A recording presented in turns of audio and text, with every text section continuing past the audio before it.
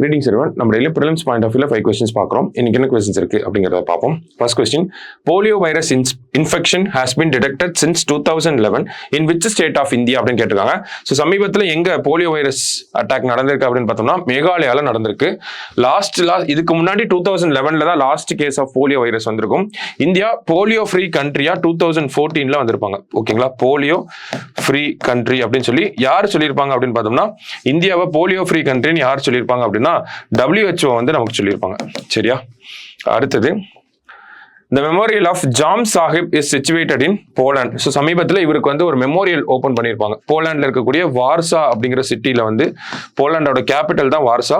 So வார்சால இவருக்கு ஒரு memorial open பண்ணியிருப்பாங்க. எதுக்காக அப்படின்னு பார்த்தோம்னா செகண்ட் வேர்ல்டு வார் அப்போ அந்த போலாண்டில் ஜூவிஷ் பீப்புள் வந்து இருப்பாங்க. ஸோ அவங்களோட குழந்தைகள் எல்லாம் நிறைய பேர் வந்து இந்தியாவில் வச்சு இவர் பார்த்துப்பார். ஓகேங்களா, கேர் பண்ணியிருப்பாரு. ஸோ அதுக்காக அவரை நினைவு கூட்டும் வகையில் ஜாம் சாஹிப் அவர்களுக்கு வார்சா போலாண்டோட கேபிட்டலாக இருக்கக்கூடிய வார்சால ஒரு மெமோரியல் வந்து ஓப்பன் பண்ணியிருக்காங்க.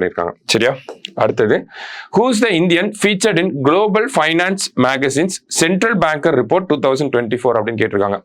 ஸோ இந்த குளோபல் ஃபைனான்ஸ் மேகசின் வந்து சென்ட்ரல் பேங்கர் ரிப்போர்ட், அதாவது ஒவ்வொரு நாட்டுக்கும் சென்ட்ரல் பேங்க் இருக்கும், இந்தியாவுக்கு எப்படி RBI இருக்கும் அந்த மாதிரி. ஸோ அதனுடைய கவர்னர்ஸை வந்து ரேங்க் பண்ணுவாங்க.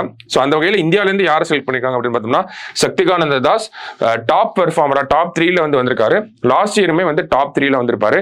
இவர் RBI கவர்னரா எப்போ வந்திருப்பாரு அப்படின்னு பார்த்தோம்னா கிட்டத்தட்ட 2018ல வந்திருப்பாங்க.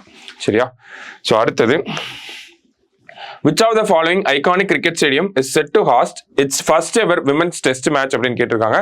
ஸோ இந்தியாவுக்கும் இங்கிலாந்து விமென்ஸ் டீமுக்கும் வந்து லார்ட் ஸ்டேடியம்ல நடக்க போகுது. ஸோ லார்ட் ஸ்டேடியமோட ஃபர்ஸ்ட் விமன் டெஸ்ட் மேட்சா இதான் இருக்க போகுது. சரியா, ஸோ லாஸ்டா national space day is observed on அப்படின்னு கேட்டிருக்காங்க. ஸோ நேஷனல் ஸ்பேஸ் டே எப்போ அப்படின்னு பார்த்தோம்னா ஆகஸ்ட் 23.